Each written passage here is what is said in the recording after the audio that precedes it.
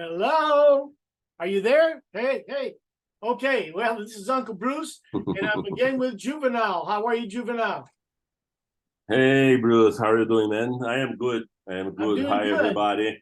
Yeah, Yeah, I know you're doing great happy because to you're be getting ready. here again. Yeah, you're getting ready for a vacation, so I know you're happy. Yes, for sure. So that'd be I nice am if you get I out of am town for a counting. while. Yeah, I'm counting down the hours or the minutes. Cool. Very cool, man. Very nice. I was at the beach this past weekend. I had a good time too. Oh, But you're going thank to you. Santa Catarina where they have mountains and the ocean, huh? Exactly, So that'd be exactly. cool. That'll be cool. Yeah, yeah. So And today we're talking about I will enjoy the time to visit the mountains as well and to drink some wine, of course. and some beer. Beer's okay too. Yeah, but I prefer wine. Yes, I know. You're a wine man. Yeah. Okay, so we're going to talk about a topic today that would probably be difficult if you're in that situation and you wanted to take your vacation. Yeah. Because we're talking about grandparents syndrome. It's actually called slave grandparent syndrome. So I'm going to share my screen so you guys can see the article that we're talking about. So it's this one here. Slave grandfather syndrome. It should be grandparents because grandma's involved too. Grandpa and grandma in a syndrome about taking care of the grandchildren, thinking it's their responsibility instead of their children's responsibility. So this is something that we're going to talk about tonight. And let's get into it. So why did you select this? Are you facing this situation, Juvenile? No, actually, I don't have this problem anymore because my son, is 19. So I am comfortable to talk about this. So you're thinking No about the future, drama. though, huh? You're thinking about your Yeah, future, yeah, possible yeah. future. But Yeah. if you only have one son, that means you're only gonna have one or two grandchildren, and it's probably gonna be okay. But when you have like three kids and they all have two or three kids, it's like, man, that's a lot of Oh grandkids. man. Oh man. I hope my son, will take more time to do that because, it's hard to raise kids and do this all stuff. Yep. But for me, it was very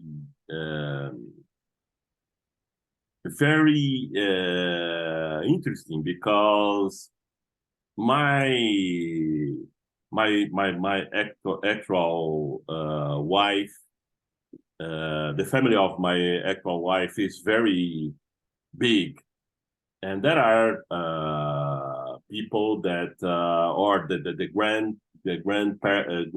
grandchildren of the grandparent that is facing this Oh, situation. okay. Not like that, but Uh-huh. something very similar. In despite of as a Catholic family and a family that comes from the northeast of Brazil, this kind of stuff is very usual or normal for them. So I think they understand the situation uh, maybe in a simple way, Okay. but it's very different for mainly for other cultures. I mean, the article was talking about the Spanish family, the Spanish grandparents that is facing this problem there. Mm-hmm. And for them, it's very difficult to say no for their sons and daughters, for their children. Mm-hmm. Instead of, take care of their grandsons and say, man, look, it's my time to enjoy the life. It's my time to take care of me, and I spend my time with things that I always wanted to do. That's the point. But on the other hand, all people, grandchildren, and family in general, think that it's something that it's a pleasure for grandparents, but actually not always. Yes, yes. And so this situation with the grandparents feeling it's their obligation to take care of the grandchildren, it's the syndrome basically that's being talked about, because it's not common for people in their 50s and 60s to be involved in child rearing. We say child rearing is to raise the kids to be adults. It's not their responsibility. It's their children's responsibility to take care of their own kids.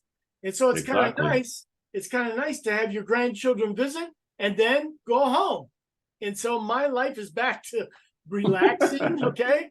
But I know that in many situations, there are problems with the mother, the father, that there's a divorce happening. That's one problem.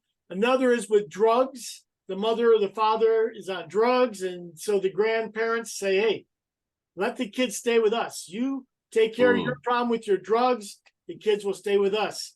So sad situation. It becomes like an unspoken obligation that the grandparents say, hey, I don't want my grandchildren to be with my daughter because she's strung out on drugs with heroin, crack, alcohol, whatever the problem is. I don't want my grandkids in that situation. And then there's another part that your grandparents say, hey, let me take care of my grandkids while you are at work. And when you return from work, you can take your kids again. So this is what's happening in our neighborhood.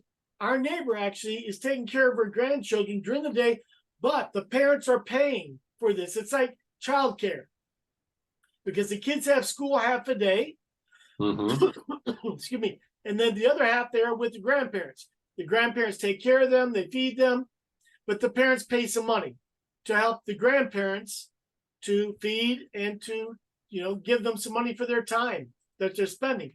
But the kids do not stay with the grandparents during the evening, normally. Normally the kids go to their own home. So it's a little bit different situation, because the grandparents are there to support their kids, because the kids want to have a good job. They have many obligations with that job. It has good salary, but it requires many hours and lots of time. So they need to have a balance. It needs to have a balance. But in this situation with this article, it talks about it being a syndrome, because the grandparents feel that it's their job, it's their obligation to be there to take care of the kids. And then the kids start to abuse this situation. And they say, oh, mom and dad, we're going to take off for the weekend. You take care of the kids, please. And the grandparents, okay. I used to hear from my wife's family something like, "Oh, I thanks God because I have a support network." For me, it's very weird, because when I became a father, something that I always discussed with my ex-wife was that, I said, okay, we are forming another family. It's our obligation, it's our work to do the best for our future children, or child in this case. But this responsibility belongs only to us, not your mom, your father, because my parents were passed away when my son was born. Sorry to hear that. Yeah. But for me, it's very different. So I don't know, but it's something that how can I say? I remember when I provide services for a German company, and there are a lot of foreigners there. And one of them said to me, "Man, I don't understand the behavior of Brazilian guys. For example, in German, we are so not cold, but I don't know how to say, but the situation is the guy was comparing our behavior to do barbecues almost all weekends for whole family with 30 or 40 people in our houses, you know, all the during the all day. And for them, it's something like, okay, my son turned 18 now. It's time to, you know, to take care herself. Take care of himself. Yes. Yes. Yeah. Okay. So live in another house, start to work or not, but have their own lifestyle, own space. You And know. that's very common in the United States too. It's not every family, but many. Mm-hmm. In fact, when a child goes off to the university, they go sometimes to another state or outside of the city, and they live on campus in we call dormitories. They live in a place with other students, and when they finish the university, they do not go back home. They do not go back home. They go to another apartment or something like that because they are accustomed now to living away from mom and dad. And they don't want to go back to mom and dad's rules. You know, you need to be in the house by 12 o'clock. You cannot have your music loud. All the rules. Of course. So, in this situation with grandpa and grandma, you know, with the grandparents, I don't know. That might be hard when you become a teenager. In fact, I know that a guy was telling me last night in a sharing time, a sharing group, that his 14-year-old son is like a man already. You know, he's a big boy. He's tall, you know, big, strong boy. And he's 14 and he feels like he's a man and he wants to do what he wants to do, when he wants to do it, how he wants to do it. And it's causing the parents a lot of grief, okay, a lot of pain. And so, hey, Johnny, you go live with grandpa and grandma. Go live with grandpa and grandma, see how they like it. You know, raising a child is not easy. Exactly. It's a big responsibility, you know. Yes. And every time I think on this, it's something like, okay, it is on my hands to raise a new citizen. So it's a big responsibility. So I always think, okay, my duty will be accomplished when I see a big man, a nice son, student, or, you know, a future husband.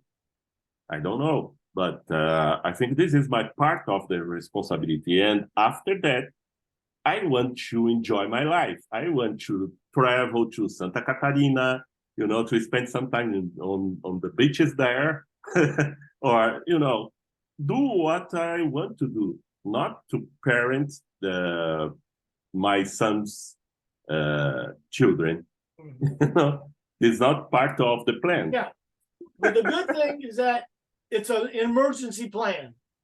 Okay, if something happens to your son, your daughter, we are there. You know, as a grandparent, we are there. But it's not supposed to be forever, okay? Until the kids get out of the house. It's supposed to be for a moment. Sure. It's supposed to be for a moment, not for a long time. But it's good to have a good relationship. I remember my grandparents in a very nice way. My grandparents wanted me to stay with them on the weekend when I could. And I would go with my grandfather all the time to help him with the farm. And my grandma would teach me how to cook. I know how to cook now because grandma taught me. My other grandma taught me too. My other grandfather was an alcoholic, and he was off in alcohol land, and he died young. So I didn't have a long relationship with him, but I remember a few things, and I like to hold on to the good memories because the other grandparents were wonderful, but I did not live with them except when I got out of the military the first time. I did live with one of my grandmothers, for probably about 3 months, 2 or 3 months. And then I moved out. But it was like a good little moment to stay with her. She was a great person. But, the grandparents are supposed to raise the kids, and then the kids raise their own kids, not the grandparents. Exactly. So this has become like they call it a syndrome because it's a mental situation where the grandparents cannot say no. Oh, watch the kids. No, I have something I need to do, son. I'm sorry, I can't do that. Exactly. And so that's the problem is that grandparents have a syndrome where they cannot say no, and they are making themselves available to do those things. And so it's basically the grandparents' fault.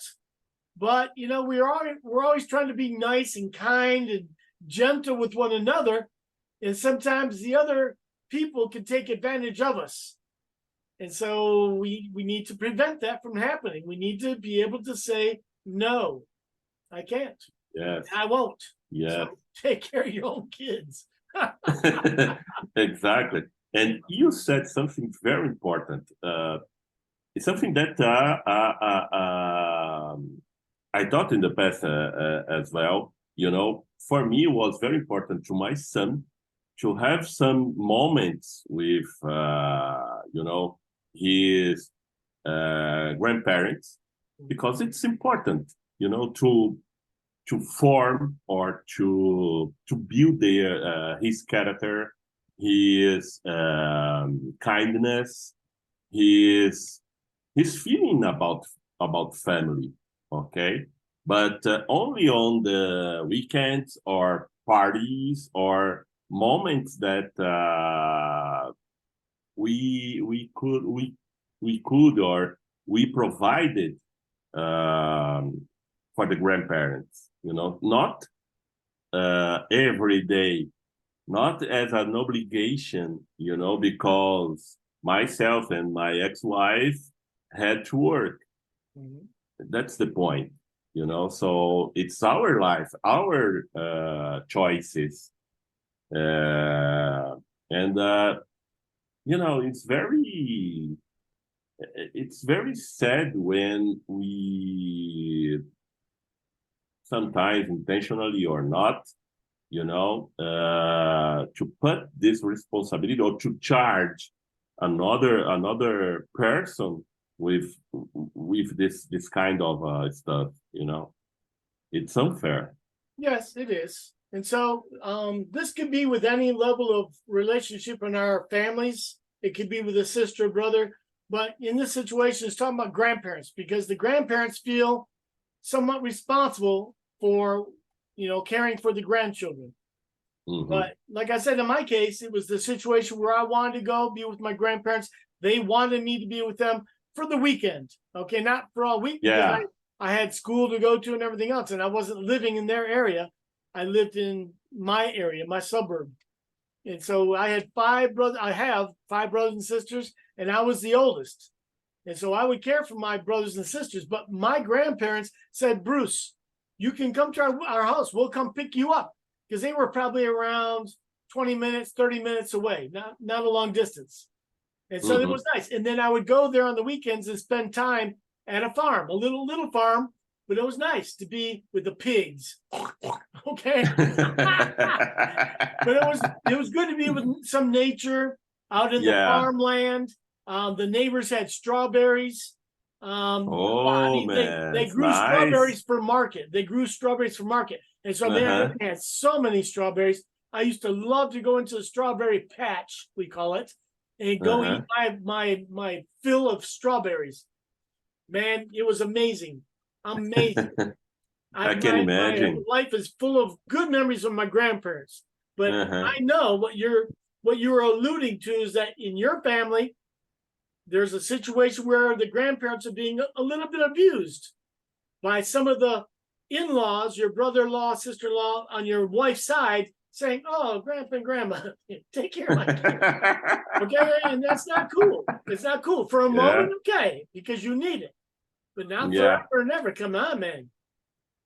So exactly. this dilemma that we're talking about is going to lead us to another discussion at a future time, talking about home care for mother and father, grandpa and grandma who need help, medical attention, and nursing attention in the house. And we'll talk about that at a future time. But I that jogged my memory.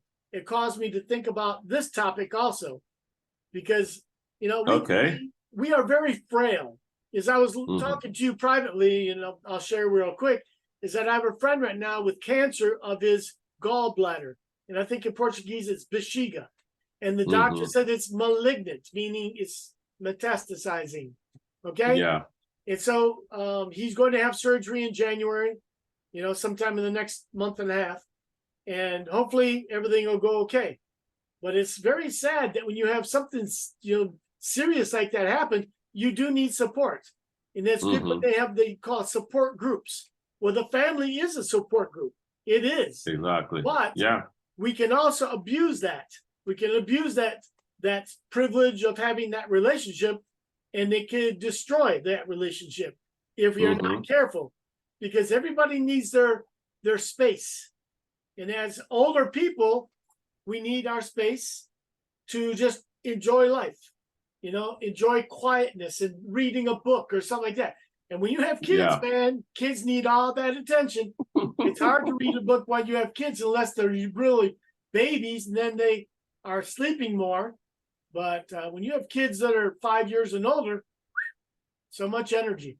Exactly. So at the end of the day, it's a matter of preserve mental health of both sides, the grandparents and the parents as well. So, and the children, and despite of the children, as you said, actually are the influencer of mental health. Yeah. So, in this situation, I think the grandparents are the ones that need to say, "Hey, no." Number one. And number two, the kids need to realize you don't abuse others like that, especially your own parents or your in-laws. You just don't do that. That's not a very good thing to do, and it destroys the relationships. But on the other hand, the grandparents have a way to influence in a very positive way the grandchildren, which are their relation, their family. So it's a very good time for them to teach them different things that the parents don't have time and don't think to teach. Like in my situation, it was about nature. It was about things in the farm. I would go with my grandpa on the tractor. Okay. And so I had some really good times with grandpa and grandma, but it was only for a moment. It wasn't for a long time. So, there needs to be a good balance. Exactly, I agree. So it was very good talking about that today. Greatly appreciate you guys coming out to listen to us. We look forward to coming again in the future and talk about other topics. And you guys can always send us a suggestion. Juvenile is very good about finding good topics. If you have a suggestion, you want to send us a message, please feel free to do that. Just send it to EnglishBrazil.co at admin at EnglishBrazil.co, or you can send it to my WhatsApp. And my WhatsApp is, I'll put it here in the chat. Let me find the chat here. I need to open this up a little bit more. Okay, I'm going to chat here, and I'll put it in the chat here for you guys to look at. But it's 11 and then 977375553. So you guys can send a message to this WhatsApp number here and give us a suggestion about another topic to talk about. but we greatly appreciate you coming out, spending some time with us, listening to something we wanted to share with you guys today. And thank you, Juvenile, again for all that you do to bring our interesting topics to talk about. Okay, welcome, and as always, a great pleasure. And have a good vacation, man. Oh, thank you. All right, you guys. Bye-bye. Bye-bye.